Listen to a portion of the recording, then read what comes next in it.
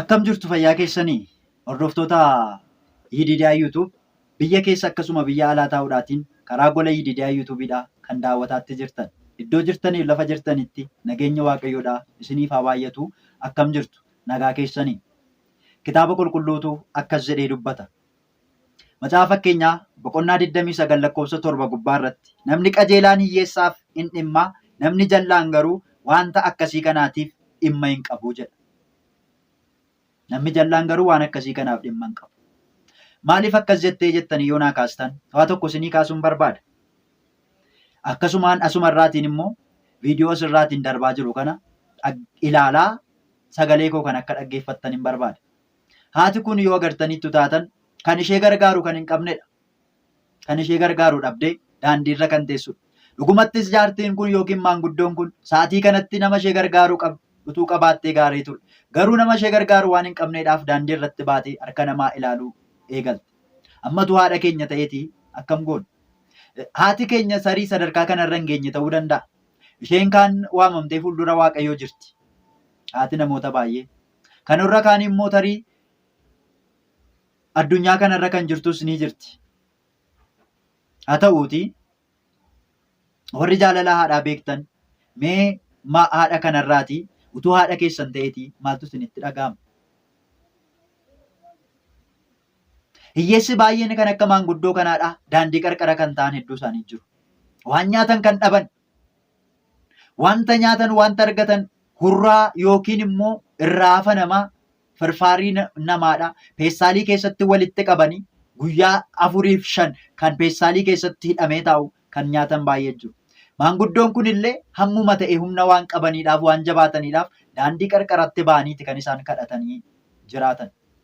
Amma utuu kan akka jaartii kanaadhaa hamma isaanii humna kan hin qabne, kan humna hin qabne meeqan isaaniitu balbala ofitti cufeetu oola laata? Kan manaa ba'uu hin dandeenye immoo hin jiruu laata yoona isaatii kana? Waa tokkotu na ajaa'ibe. Addunyaan nuti keessa jiraannu kun addunyaa fakkeessituudha. Addunyaa fakkeessituu mul'achuudhaaf, argamuudhaatiif, abaluu maallaan jedha, abaluu maqaa koo haa dha'u jechuudhaatiif, waa'ee namaatiif qofa kan jiraannu addunyaa kanarra baay'anneerra. Anarraati eegalee fakkeessitoota kan taanedha. Fakkeessitoota. Gargaarsa yoo kadhataman isa hojii qabu, isa humna qabu gargaaruutti kan bobba'an nama baay'eetu jiru. Yeroo baay'ee warra harka qalleessa ta'an kana akka gargaartaniidhaaf, humna qabdaniin akka gargaartan, akka bira dhaabbattaniidhaaf yeroo garaagaraan dubbadha. Namni dhaga'u garuu tokko illee hin jiru. Kan nuti gargaarru irra akkamiiti beektu? Warra guyyaa ji'a tokkotti qarshii 10,000, qarshii 15,000 galii warra argamsiisaa oolan. Inni kaan hojjetaa mootummaa kan ta'e. Inni kaan hojii dhuunfaa isaatii kan qabu. Kan nuti gargaaraa oolu. Kan nuti gargaaraa oolu warra akkasiiti. Yoo barbaaddan na taajjabaa. Akka barbaaddan waan barbaaddanis naan jedhaa. Dhugaan jirtu garuu kanadha. Isa lafa bitatee mana ijaaruu isa gargaara. Isa mana ijaaree konkolaataa bituudhaaf isa hanqate konkolaataa bituudhaaf isa gargaara. Akkasumiti yoo soba yoo ittan na sobsisiisa.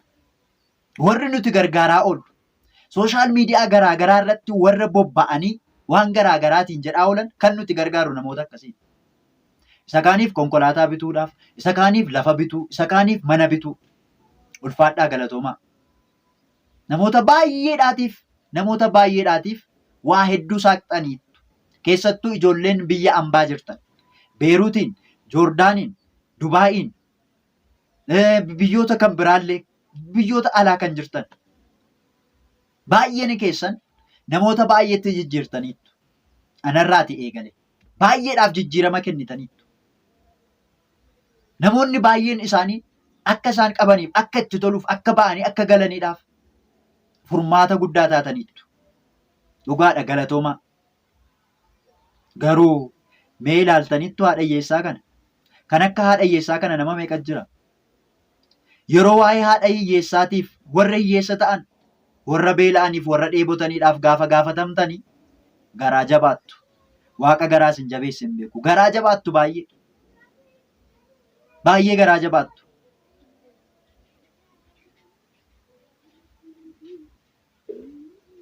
Namoonni makiinaa manaatiin Finfinnee keessa naanna'aa oolaniidhaaf garuu doolaara meeqa akkasii walitti qabaatu jirtan mataa dhumti keessan of gaafadhaa.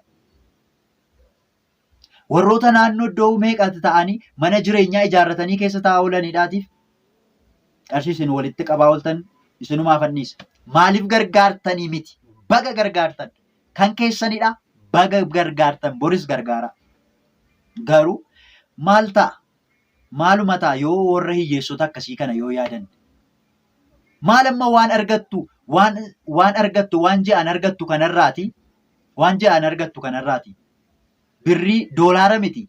Birriidhuma 50 kan biyya kan akka keenya biyya Itoophiyaa jecha. Birriima 50 birrii 100 birrii 50 birrii 100 yoo kennite iyyuu gaadha. Daabboo mallee ittiin bitattee guyyaa tokko guyyaa lama buluu dandeessi. Gargaarsa gaafa jedhamu isin isa kan namoota biraatii doolaara 1,000 2,000 kennaa ooltan sanatti hin yaadina. Haadha hiyyeessaa akka maanguddoo kanaatiif birrii 1,000 gahaadha. Birriin 1,000 2,000 guddaadha. Baay'ee guddaadha. Sagalee kana kan dhaggeeffattan nama 100 yookiin nama 200 taatu. Akka hordoftoota kiyyaatti yididaa yuutuubiidhaaf hordoftoota kan ta'an namoota 5,000 olidha. Namni 5,000 ol kun birrii 1,000 walitti fideetii meeqa ta'a? Hiyyeessa magaalaa tokko keessa jiraatu ji'a tokkotti ni danda'a. Uffata isaanii bituufii danda'a. Waan uffatanii bulan, waan qorri isaan waxalu. Nuti mana keenya keessatti, mana keessa jirtu kana keessatti uffata akkamii akka uffattee ciistu yookiin uffata akkamii akka uffattee bultu atiyyuu ni beekta. Uffata akkamii akka uffattee bultu. Yoo sitti qorri akkam akka ati gootu. Uffata meeqa walirratti darrabame akka uffatamu atuu beekta. Haati hiyyeessaa meeqa garuu waan uffattu dhabdeetu kan qorraan ishee waxalamu. Sababa qorraatiin kan dhibeedhaan qabamtee kan duutu beekatu jira. Garuu utuu warra akkasii gargaarree baay'ee gaariidha. Maaliifan isiniin jedhe beektu? Ani amma sa'aatii kanatti yeroo kanatti sa'aatii hanga kanaa yookiin daqiiqaa hanga kanaa na gargaaraa qarshii naa kennaa jedhee isinitti iyyuu nan danda'a. Waan barbaade falaasama waan garaagaraa kaasee jechaadha. Na gargaaraa yoon jedhe akkasiin na gargaartan abdii isinirraan qaba. Nan amana akkasiin na gargaartan. Garuu amma koo kan hin geenyetu immoo jira. An hamma warra na caalanii gahuudhaaf jecha gaafan taa'ee isin kadhadhu hamma koo kan hin geenye sagalee isaa dabarfachuu kan hin dandeenye immoo meeqa jira. Isinii warra beekumsa qaban, warra foloo guddaa qaban, warra hordoftoota baay'ee qaban, beekamoo ta'an.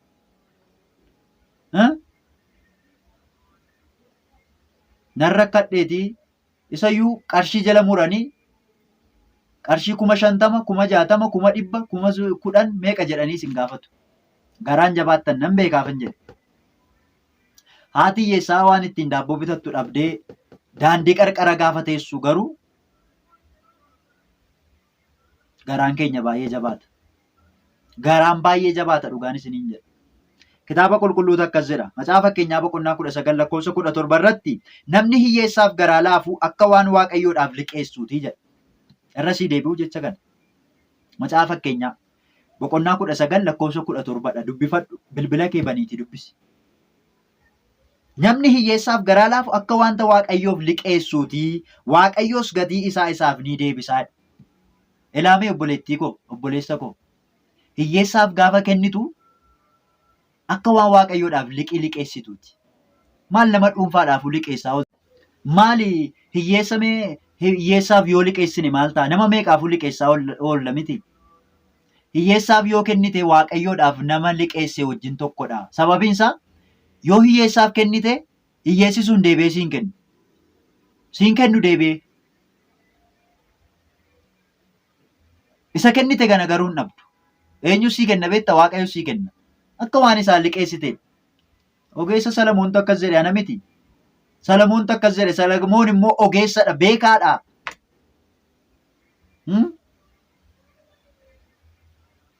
Kanaaf kottaa mee Waaqayyoodhaaf liqeessina. Kottaa Waaqayyoo isa hin waakkanne, isa homaa hin dhabneef liqeessina. Maal namumti fooniyyuu gaafa isaaf liqeessanii dachaa godhee namaa deebisa miti? Hin agarree harmootiin keenya gaafa ollaadhaa ashaboo fa'aa barbaree fa'aa walirraa liqeeffatan. Gaafa ashaboo siinii finjaala tokko gaafa liqeeffatan finjaala lama yookiin siinii lama godhanii deebisu. Kana immoo na caalaa beektuu jedhee yaada. Yoo Waaqayyoodhaaf liqeessine immoo akkamitti nuu deebisaa jettanii yaaddu? Kottaa mee liqeessineef ilaalla. Xiqqnooma ishee liqeessinaafi kottaa. Waaqayyo laphee keenya laaffisu. Macaafa Fakkeenyaa boqonnaa 28 lakkoofsa 8 gubbaa irratti ammas akkas jedha. Maal jedha biseetan?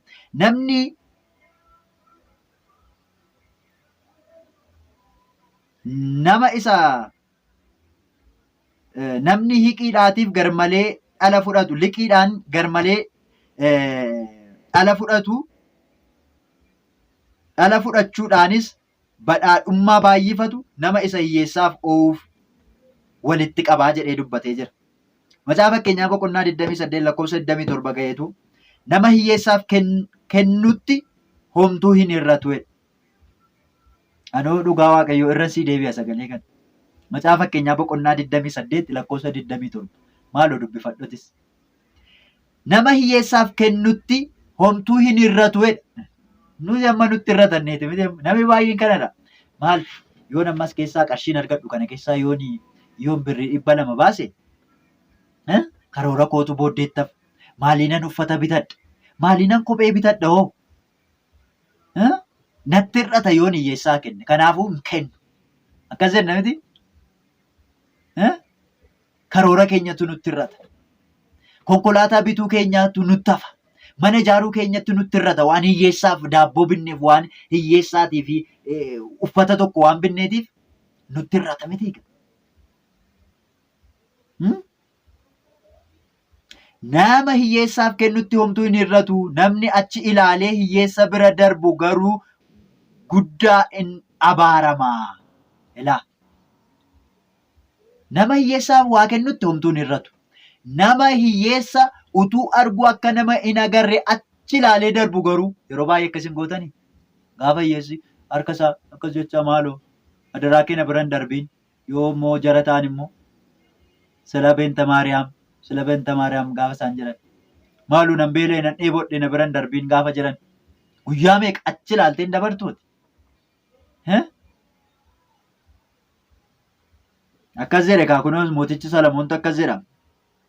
Namni achi ilaalee hiyyeessa bira darbu garuu guddaa ni abaarama. Waaqayyo abaarsa jalaa nu haa oolchu. Abaarsa jalaa nu haa oolchu. Maalumaaf amma kana siyaasofsiise maaluma barbaaddee warri jettani tarii hoo isinii galuudhaa baate gabaabaadhumatti kottaa warra harka qalleessa ta'an haa gargaarru. Isaanii na gargaarru kottaa. Namoonni hojii kanaatiif walitti qabaman ijoollee nama 5, 6, 7 ta'anii waan akkasii jiru. Garee obbolootaa kan jedhaman. Isaan cina dhaabbachuudhaatiin isaanis waan kana hojjechuudhaatiif yaada kana walii kaasanii warra harka qalleessa ta'an gargaaruudhaattidha kan isaan argaman jechaadha. Kanaatiif waan qabdaniin sagalee kana kan dhagaatti jirtan yoo laphee keessan isinii baneera ta'e Waaqayyo, yoo fayyaa inni isin qabdan Waaqatu isinii kenne waan ta'eef fayyaa koo kana Waaqannaa kenne jettanii warra amantan warra fayyaa hin qabneedhaaf waan argattan irraati. Isa guddaa dhiisaa. Birrii 10,000, birrii 15,000, birrii 1,000 meeqaa dhiisaa. Yoo amma humna keetii yoo qabda taate yoo Waaqayyo sii kenneera yoo ta'e hin qabdu taanaan dhiisa. Akkuma koo yoo hin qabdu ta'e dhiisi. Sagaleema kana sheer godhi ijoollee biraan ga'i. Akkuma koo yoo homaa hin qabdu yoo taate waan qabduun immoo yoo gargaarte gaariidha waan ta'eedhaaf. Birrii 1,000 isaa taatu, birrii 500 isa ta'u, birrii 500 isa ta'u, 200 isa ta'u waanuma qabduun. Kanaaf iyyuu maal jechuun barbaade Ergaa kiyya isinii galeeraa jedheetan yaada.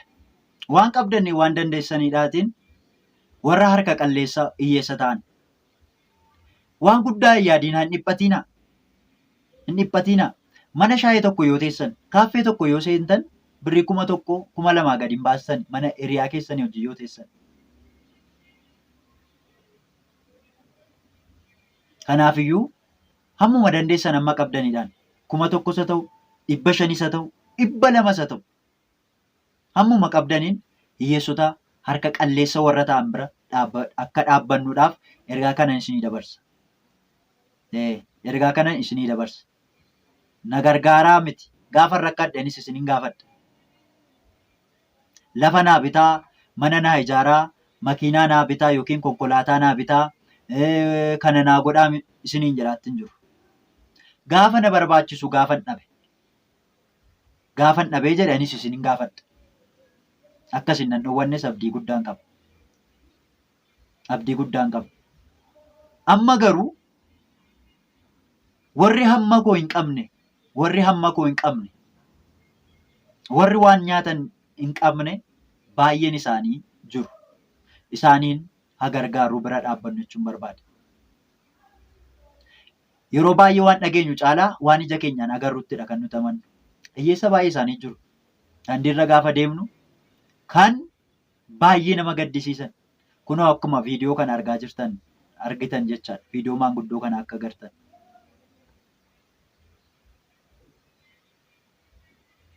Yoo amanuudhaa dadhabdan jaroota viidiyoo waraabuudhaatiin isin biraan ga'uun ni danda'ama. Inni guddaan garuu wanta gaarii ta'e yaaduu hojjechuu irraati jechaadha kan maddu. Kanaaf adaraa keessan waan kana itti yaadaa jechuun barbaada. Itti yaadaa. Yoo isinii danda'ame iddoo tokkotti walitti dhufuudhaatiin, iddoo tokkotti ta'uudhaatiin ijoollotni amma nama 5 6 waan akkasii ta'u jedheetan yaada. Obboloonni ni jiru. Namoonni waan kana irratti yaada qabdanii lakkoofsa bilbilaa kiyya kunoo kan argaa jirtan kana lakkoofsa bilbilaa kanaatiin seefii godhattanii karaa telegiraamiitiin na dubbisuu dandeessu. Karaa telegiraamiitiin na dubbisaatii ijoollee sana wajjiniinis walitti isin fideetan ijoollee sana wajjin mari'attaniitu waan gochuudhaa qabdan waan humna keessanii gochuu ni dandeessu jedheetan yaada. Wanti isin har'a biyya lafaa irratti wanti gaarummaa isin hojjettan kun guyyaa gaafa boqottanii gaafa duutan namni du'an oolu qaba. Kanaaf gaafa duunu waan gaarii nuu ta'a. Gatii nuu ta'a. Gatii nuu ta'a jechaadha. Haati hiyyeessaa mee ilaalaa maanguddoon kun mee nama tokkootiif uffata tokko binnee uffata halkanii tokko binneefi yoo kennineef namni tokko kan danda'udha bara. Uffata halkanii tokko binneefi yoo kennine hammam nutti gammada. Keessi isaa hammam nutti gammadu. Hammam nu haa gammachu. Lubbuun keenya maaloo akkam gammaddi laata gaafa sana. Hammam nutti tola laata. Mee waa tokko sitti hima. Ati nyaata cooma ta'e murii, booka yookiin dhaadhii yookiin dhugaatii garaagaraa wuskii fa'aa maal jettan maqaa isaan hin beeku. Wuskii moo maalidhaan? Isa fa'a teessee dhugda. Hiyyeessi tokko immoo balbala dura taa'eetu hidhiinsaa goggogaa kan ta'e, hidhiin goggogee waan nyaatu dhabee, wanta dhugu dhabee afaansaa shuntuuree, afaan isaa ajaa'itu. Balbala dura taa'eetu inni kadhate. Sitti tola?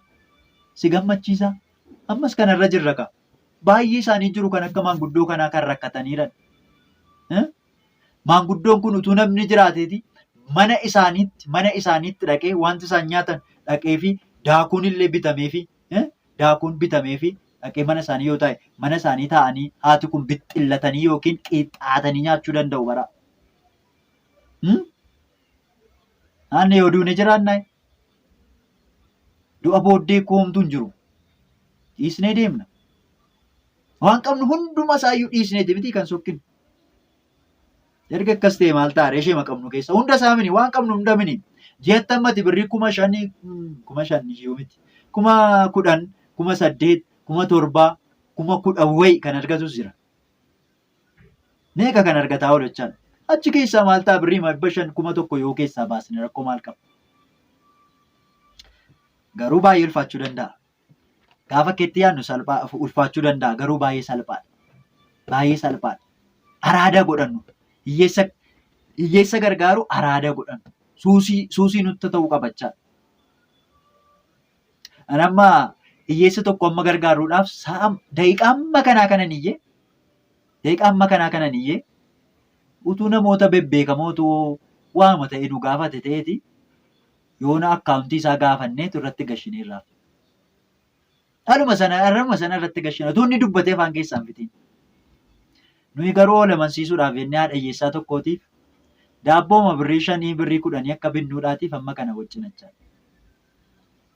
Adaraa kee sagalee kana dhagaa kan jirtu adaraa keen siin jedhaa waan qabdurraati xiqqoo haa taatu rakkoo haa xiqqaatu dhugaa haa xiqqaatu rakkoo hin qabu.